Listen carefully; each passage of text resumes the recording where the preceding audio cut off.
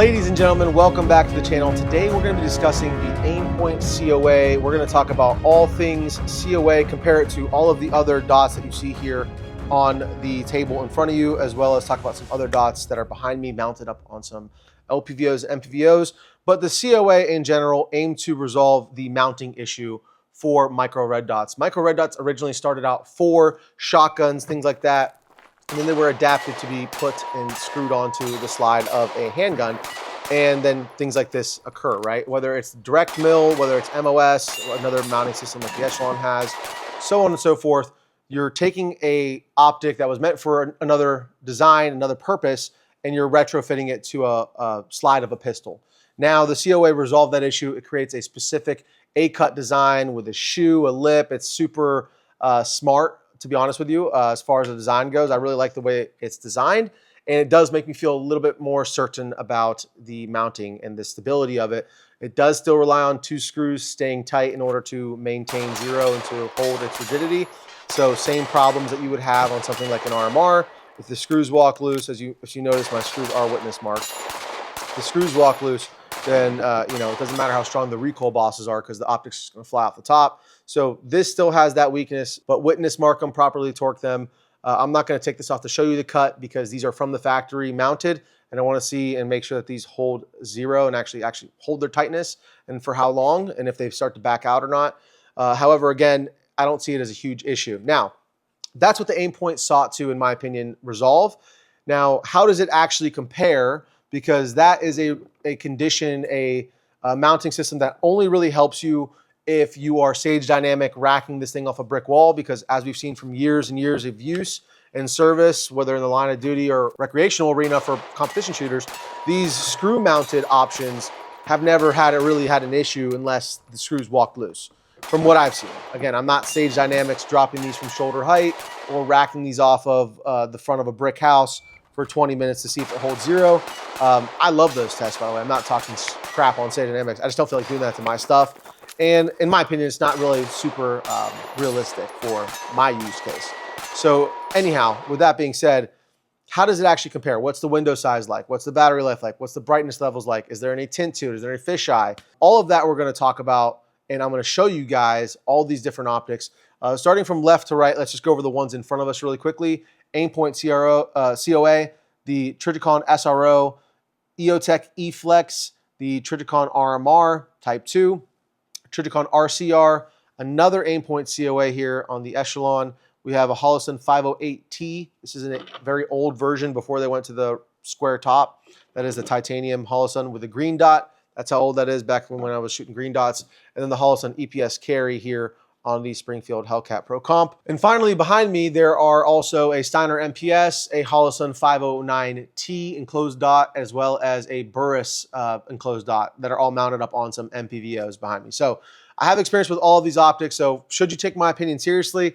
No, I'm just one guy on the internet, but I do have quite a bit of rounds through all of these optics over a long period of time. And so it'll be just another data point for you guys when you're considering the AimPoint COA, whether it be the optic itself, a cut and an optic, a complete slide, or a complete handgun. Now, at this point, I haven't actually seen the optics being sold on their own, but they have been installed and shipped from the factory with other manufacturers like Springfield here with their Echelon. This is, again, a Croatian-made Springfield Echelon. This is a phenomenal handgun, and I was really happy to see this come out with the COA.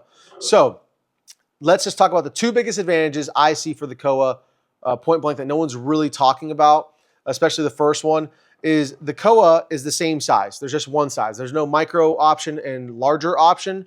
Right now, the COA is just one size. So when you look at these 2 handguns side by side, you have the Echelon 4.0 FC, which is a full-size grip and a compact slide here, and the Glock 43X COA that has the Radiant Afterburner ramjet. So they appear very similar in size, actually, with that ramjet on there. It's almost as long as the Echelon. However, this thing is a slimline single stack, well, soon to be double stack or 1.5, whatever you want to call it, versus the Echelon being a full double stack 9mm handgun. So this guy is actually quite a bit smaller, and as you guys can tell if I show you, pretty much fits in the palm of my hand, like shorter than my middle finger and just about down to the bottom of my palm. So a very relatively small footprint handgun, and the optic is also relatively small footprint. And this thing actually is a very generous window for this size handgun. So that's the biggest advantage in my opinion for slimline, smaller guns, like especially compared to this EPS carry, which I would call right now the gold standard for especially an enclosed mounted micro dot, but I would just say any micro dot right now. This is kind of the gold standard, the EPS carry. And we look at these two side by side, I mean, it is a pretty noticeable difference. The COA window appears quite substantially larger than the EPS window. So when you compare the two of these, it's not even really close how much better the presentation, the sight picture, everything is on this. There's also, my glass is always dirty, so I hate comparing glass clarity because it's hard because my glass is always dirty. But both of them are pretty clear. It does appear the COA, out of all of the optics I've looked through today, every single one of them that I own, the COA is quite remarkably the clearest. There is very little tint to it whatsoever, like compared to the Trijicon stuff. The SRO, the RMR, the RCR, all of them have a very bluish tint. The Holosun as well has some tint to it. E-Flex as well has a big problem with fisheye. Like all of them, out of all of them, speaking of just tint alone, the COA is by far the most true to color, I would say, as far as all the dots I have experience with. Moving on from there to the window size, actually looking through these optics, the COA does appear to be much larger than it really is, because of that very thin bezel. Out of all the optics we're looking through today, it has one of the thinnest, if not the thinnest, maybe the SRO being a little bit of a close second, but it has a very thin bezel around the edge. The battery compartment being on the top of the RCR makes it, again, have a very thick bezel on the top, which does kind of cut into your sight picture a little bit and obstruct your view of the target. So, but again, you should be target focused. Doesn't really matter, but it is something to be said about it. It does feels like your dot is floating more, like it does with the SRO. Your dot really feels like it's floating with the SRO. It feels like that with the COA more so than some of the other dots because of that very thin bezel, in my opinion. As well as the internal diameter of the COA, like there's nothing on the walls. They're very smooth walls. The emitter doesn't poke in. I mean, it's a very clean image all the way around. It's a very thin black box you see. You know, it's not like in bold or anything. It's really nice. Now, let's talk very briefly. A lot of people have said that it's a negative having this very extremely low co-witness on the COA because you do get a just the tip co-witness, like just enough for you to index those sites if your dot is dead or off for whatever reason. Then you have just that little bit you can index. I think that's perfect and amazing. The whole point is for them to be backup iron sights. You're not using them unless something is catastrophically wrong with your dot, meaning it's completely dead or non-functional or completely off zero, whatever. In that case, you can use your backup irons. And in that case, all you're going to want is the tip. It's all you're going to need. So, you know, I know people are upset about that. They want more, but the whole point is for them to be a backup. And 99.9% of the time with this battery life and with some of the durability that I'm expecting out of these, you know, you're going to have the dot on. So you don't need those backup irons. Just keep them out of the way. Makes it better for you, better shooting experience for everybody. So with that being said, let's talk about durability, okay? As I just mentioned earlier, I'm not doing Sage Dynamic drop tests, but there were two channels specifically, which I'll call out and shout them out and let you know who they are. It was Brass Facts, one of my favorites, and then Hunt Fish Shoot channel. Both of those channels did their own drop testing and water testing because, as we know, AimPoint has had some issues with the P2 in the past, with the P2 having internal moisture, moisture getting into the housing and then fogging up your glass from the inside. Humidity inside your enclosed optics is a big no-no. So that is a downside if the optic isn't really durable or properly sealed, then you could have that issue. Now, as on the Brass Fact side of things, he did his drop test. He submerged it in a bucket of water and then he put it in a freezer, I believe it was. No issues, no internal moisture whatsoever. And then Hunt Fish Shoot as well did his own drop testing, dropped it a bunch, and then threw it in a river. And then he did come out and have some internal moisture. So there you go, 50-50. No fisheye whatsoever. Very extremely flat image. With the RCR, I'm getting a slight fisheye. With the SRO, slight magnification, like a 1.1 or 1.2 on the SRO, plus that famous Trijicon blue tint. The RCR is the same thing. I get a little bit of fisheyeing, probably close to like 1.3% on this, especially towards the edges of the window. A lot of fisheyeing on there. As far as a Holosun goes, this is a very old one, but still, yeah, about 1.3, about the same as the RCR. Let's see about this guy right here. Actually pretty flat, like 1.1, pretty darn flat. That's about on par with the COA. Let's see here. Yeah, the EPS carry is about on par with the COA as far as fisheye goes of the lens. But again, side battery tray, phenomenal. You don't have to remove it to change the battery. So as long as these screws never walk loose, I probably will never loosen them just to see if they stay tight from the factory, which I'm sure they will.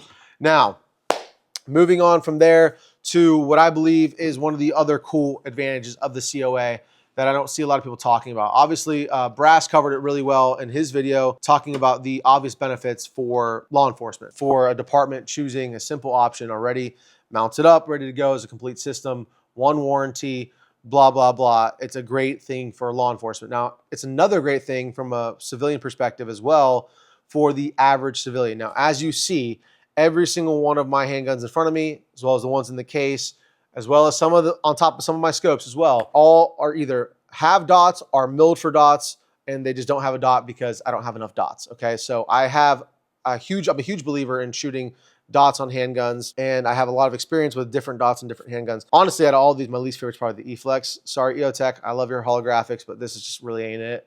But out of all of these, I've sold a few that I really didn't like, but all the ones I have are pretty decent besides the EOTech. I wouldn't really recommend that or buy that again. But the rest of them I would probably buy again. But the COA is nice because for the civilian market, for the average guy, like this is pretty much the death of fuddery, is the best way I could describe why the COA, in my opinion, is good for the civilian market. It's the death of fuddery because now you could see that the dots are coming from the factory. So somebody who's a brand new shooter does not have to worry about buying the gun, sending it off to get milled, or even having to find out and go watch a YouTube video about what plate to mount their dot up with and mounting it up.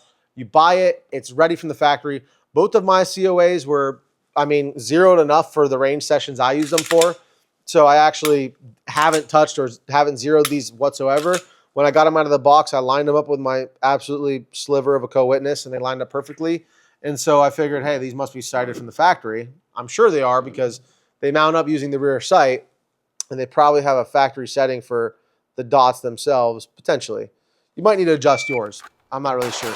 Your mileage may vary, but mine came zero from the factory. So it's a huge advantage for the random person who doesn't have a lot of friends or doesn't have a lot of experience shooting, the mother, the husband, the brother, whoever doesn't have the time to go out, buy a Glock 19X before they had 19X MOSs, and send it off to Maple Leaf Firearms, big shout out to Maple Leaf, RDB 25, I believe, and have it milled out for an RMR, and then have it sent back and pick a Cerakote.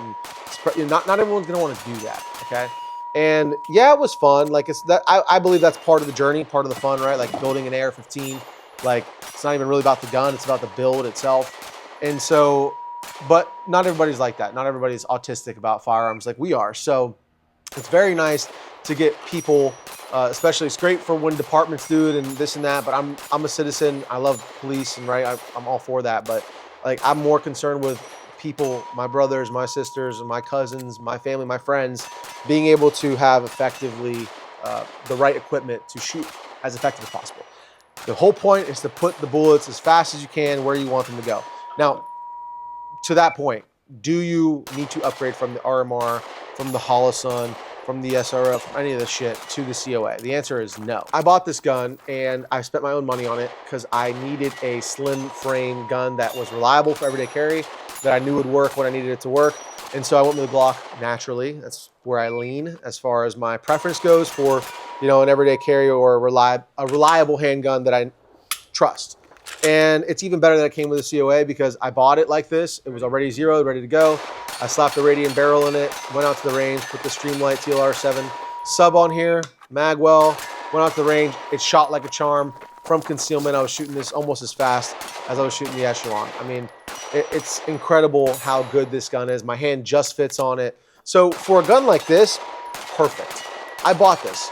And would I recommend you buying it? If you had a need for a different gun in your arsenal that happened to come with a COA, you're going to buy that gun anyways, I think it's a pretty cool option, in my humble opinion. Only time will tell how durable these things are, how the battery does. These are very new. These guns are very new as well. So these are like newer production models. So who knows if there's going to be lemons, but with a name like AimPoint, I have a fairly high confidence level that, made in America, quality control is going to be up to par. So I'm fairly confident in them long-term. But if you have something that works for you, like this RCR, it hasn't been working for me. I just kid around. It's been okay. The battery life hasn't been great, and it's walked loose on me 4 times. But I love the Dot. Like I really do love it. Don't ask me why. I don't know why I love it so much. It's giving me nothing but problems. But maybe it was me leaving it on a high setting. We'll find out. We'll give it another chance. But if you have something like this that works for you, there's absolutely no reason to upgrade besides you have a problem and you're like me and you can't stop buying things for your guns and buying new guns. So anyways, that's going to be pretty much it for the video, guys. If I missed anything, which I'm sure I missed 1,000 different things, let me know down in the comments. I'll try to roll in as much footage as I can comparing these windows for you so you guys could see for yourself. But that's pretty much going to do it for today's video, guys. Thank you so much for staying to the end of the video. If you would like to support the channel while saving some money at the same time, check out the discounts page at rangedaybro.you-know-what. Christ is king. Drink a lot of water. Stay safe. Stay dangerous. Range Day Bro out.